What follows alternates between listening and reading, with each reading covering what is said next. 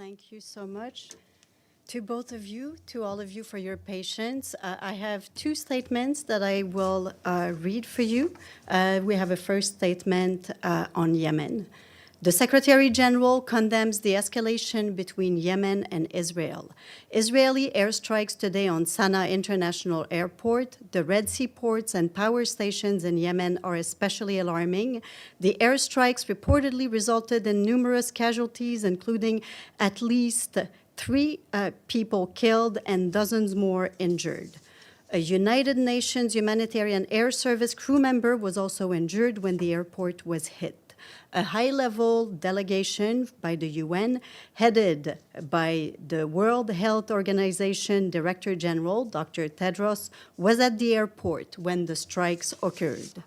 The delegation had just concluded discussions on the humanitarian situation in Yemen and on the release of UN and other detained personnel. Today's airstrikes follow around a year of escalatory actions by the Houthis in the Red Sea and the region that threaten civilians, regional stability, and freedom of maritime navigation.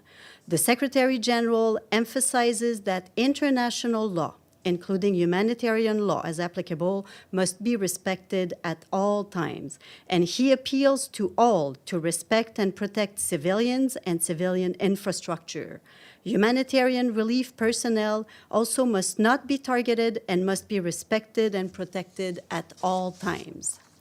The Secretary General remains deeply concerned about the risk of further escalation in the region and reiterates his call for all parties concerned to cease all military actions and to exercise utmost restraint. He also warns that airstrikes on Red Sea ports and Sana'a Airport pose grave risks to humanitarian operations at a time when millions of people are in need of life-saving assistance.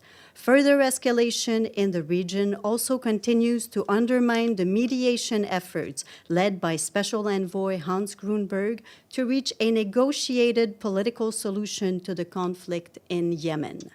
The Secretary General renews his call for the immediate and unconditional release of all UN and other personnel arbitrarily detained by the Houthis. And now I also have a statement to read for you on Mozambique. The Secretary General takes note of the announcement of the Constitutional Council of Mozambique regarding the outcome of the general elections held on 9 October 2024. He continues to follow developments closely. The Secretary General is concerned about the post-election violence which has resulted in loss of lives and the destruction of public and private property. He urges all political leaders and relevant national stakeholders to diffuse tensions, including through meaningful dialogue, legal redress, refrain from the use of violence, and redouble efforts to seek a peaceful resolution to the ongoing crisis in a constructive manner, which is essential to the collective future of Mozambicans. Yes, Edie. Thank you very much, Stephanie. A few follow-up questions. First, do we know or have any details on who the 3 people killed were?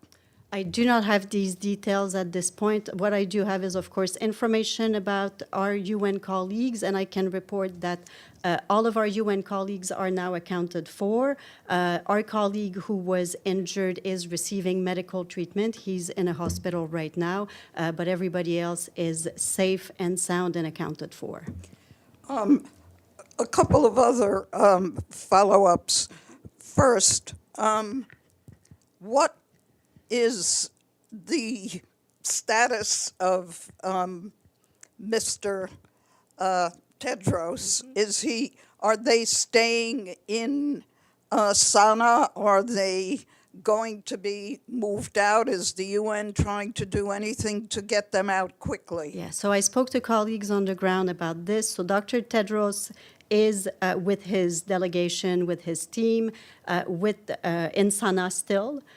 So there will be assessments to be made tomorrow morning. It's nighttime right now in Yemen. So tomorrow they will assess the airport condition and whether Mr. Tedros is able to leave. So, And my third question, you said it was a high-level UN team. What other UN officials were on? Was the UN Special Envoy, Mr. Grunberg, on this delegation? no, it was a WHO delegation. Our resident coordinator was also with them. So it was the UN team in Yemen plus the delegation led by Dr. Tedros. Gabriel. Thank you, Stephanie. Has the UN, I know it's early on right now, but has the UN expressed their condemnations directly to Israel over this attack?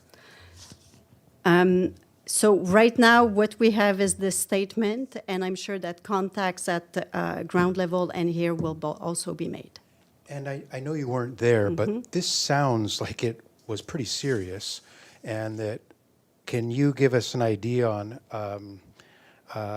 the risk that Mr. Tedros and his team faced? Any more granularity on that?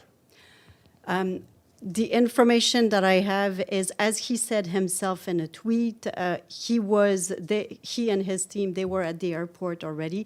They managed to evacuate safely. As you can imagine, in Yemen, they travel in armored vehicles, so they managed to leave the airport and to go to a safe place, and I won't go into any additional details on this. Thank you.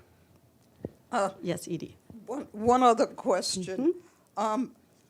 I assume that this was a civilian airport, not a military airport. It's a civilian airport. It's the airport of Sana'a. On our side, this airport, as you can see, is used by the UN Humanitarian Air Service. Colleagues on the ground tell me that through this airport and other airports also in Yemen, they move humanitarian staff around. And as far as the UN knows, were there any Yemeni Houthi military aircraft or other military equipment at this airport? I don't have these details. I will not go into these details. Yeah. One follow-up. Thanks, Stephanie. Has the Secretary General been briefed on this? I know he's not in the United States right now, but... The Secretary General is continually briefed on developments around the world, in New York, when he's in New York or elsewhere, yes. But the idea with Mr. Tedros is to get him out and his team out He as was soon as scheduled, possible. so his visit to Yemen was finished, and so he was leaving the country, so he will proceed when he can to going back to Geneva. Yes. Another follow-up, Stephanie. In his tweet, Mr. Tedros said that one of the reasons for his visit was to try and negotiate the release of UN staff who were held. Did he have any success in that mission?